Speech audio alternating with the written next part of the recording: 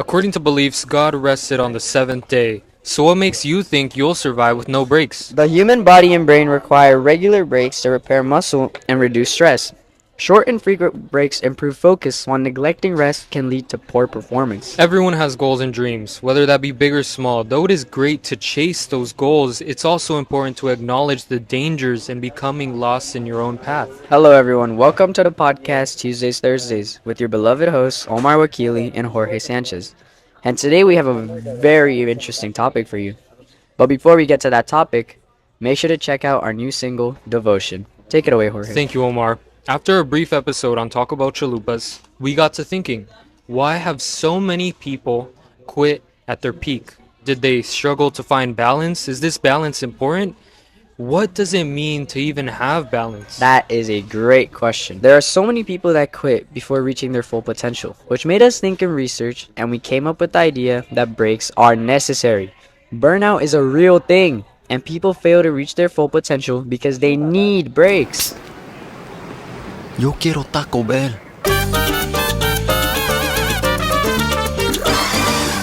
What is a goal you want to achieve? Any goal. We know that everything with worth requires sacrifice, but if you sacrifice yourself to achieve a personal goal, will it even be worth it?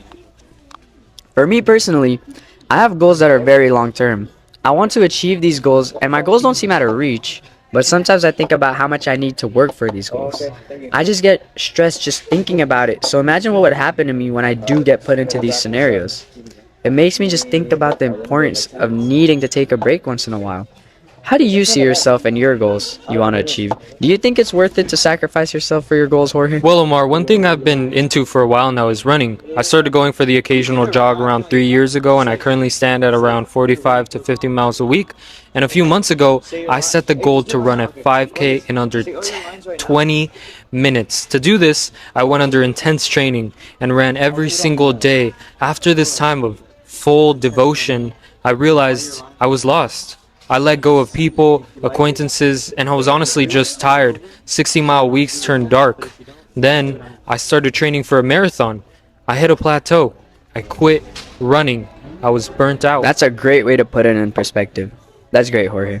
I'm sure we will get to the reasons why in this episode. Stay tuned. Okay, George. People at home might think that only the general public quit when it gets too hard, Jorge. But there are many stars that have quit because the spotlight can just be too much for them.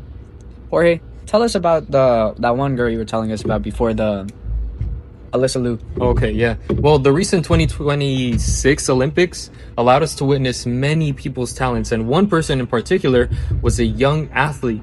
Her name was Alyssa Liu, and an article by TV Insider stated that Alyssa started skating when she was 5, and she had 11 years of skating experience at the age of 16 when she joined the figure skating team for the 2022 Olympics.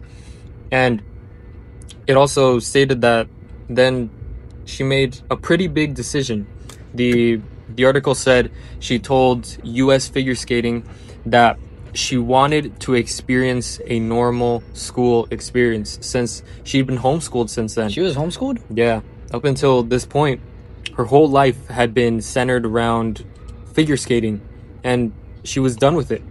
From the way she acted outside of her sport to the way she dressed and even what she ate, this was all dictated by her coach, and it was all coordinated for the good of her skating. And she was tired of it, so she quit. She retired from figure skating. Just like that. Yeah, and 4 years later, she actually came back, but this time on her own terms. She had full creative control over her routines and was able to make her own choices and decisions. After this break, she joined the 2026 Olympic team, and was the first woman in many years to win gold in her competition. Wow. That was actually a great example because it clearly proves our point. This example of Alyssa Liu greatly portrays how a person who had made it to the top had to quit because of burnout. Even after making it up and reaching a point where you feel like you've made it, you feel like you're at the top of the stone, you're at the top of the mountain, you can still get too burnt out and in need of a break. Yeah. Thank you for bringing this up, Jorge, because it also shows us how after taking a break, she came back and became an even better version of herself. Yep. Well, let's now hear from the people and their own personal experiences. Ooh, all right. But before that, here's a special message from one of our sponsors. 3108. A million people around the world are going to hit the streets and run the Nike Plus Human Race, the biggest one-day running event in history. That means that never before in the history of, AC, BC, before people had AC, run your running skills for a global 10K in 25 cities. Or race to any city with Nike Plus. I don't know anything bad about running skills. But it is a skill, that's the language. And if you ever want to party with me, now's your chance and place to be, because I'm going to be performing at the finish line at the dopest after party ever. You ain't got a race, just go to NikePlus.com now and register to run. And together, let's run the world! My name is Jimmy Martinez, and an example of burnout to me was when I was playing Left 4 Dead 2.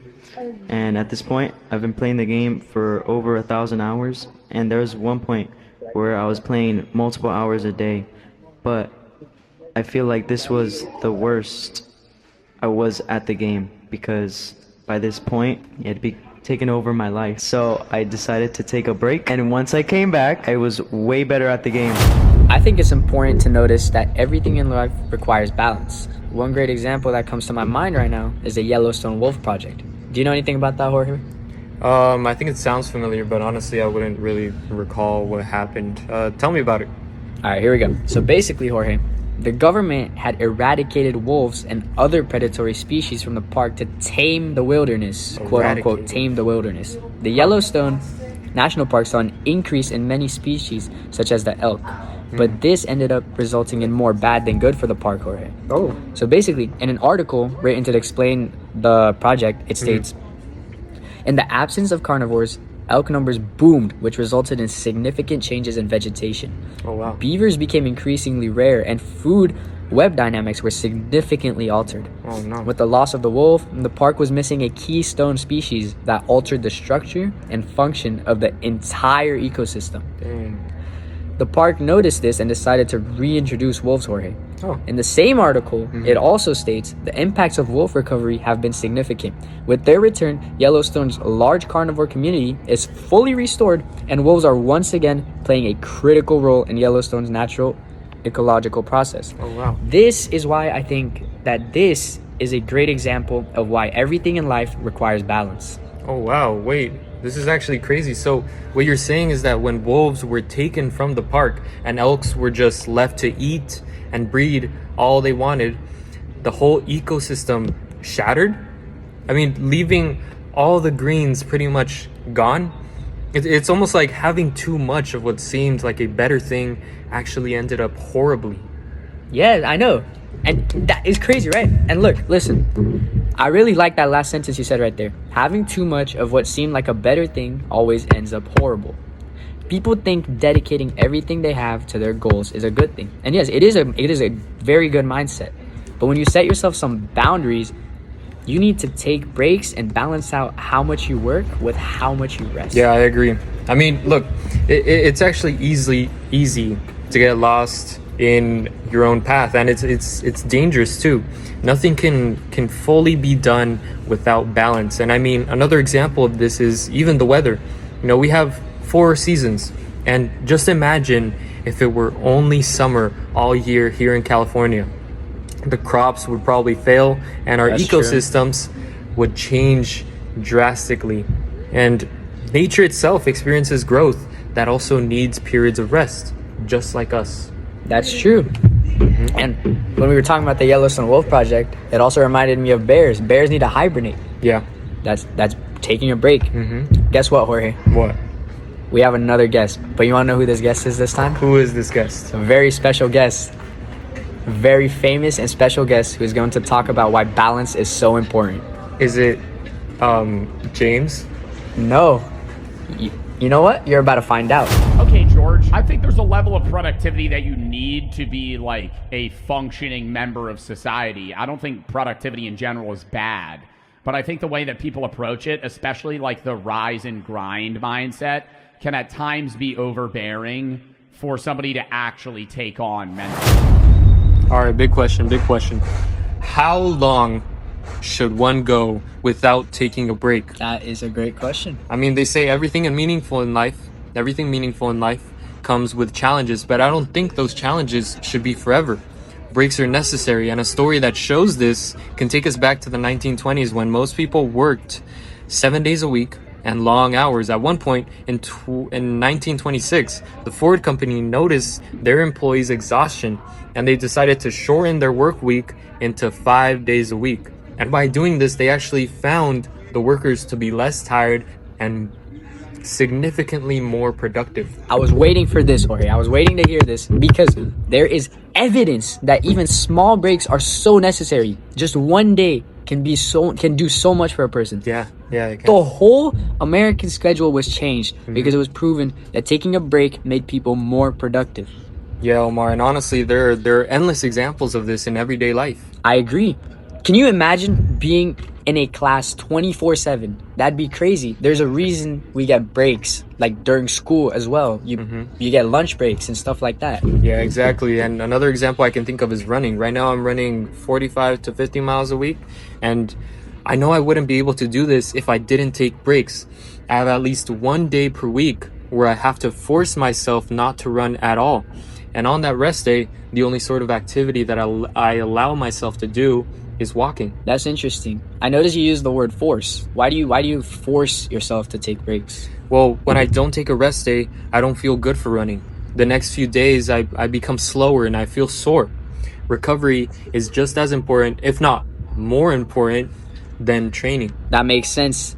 You want to know something? What? No wonder LeBron spends hundreds of thousands of dollars on his recovery. Oh, wow. I've seen videos of him in these big machines and doing all these different things just to help his recovery after basketball games and even practices.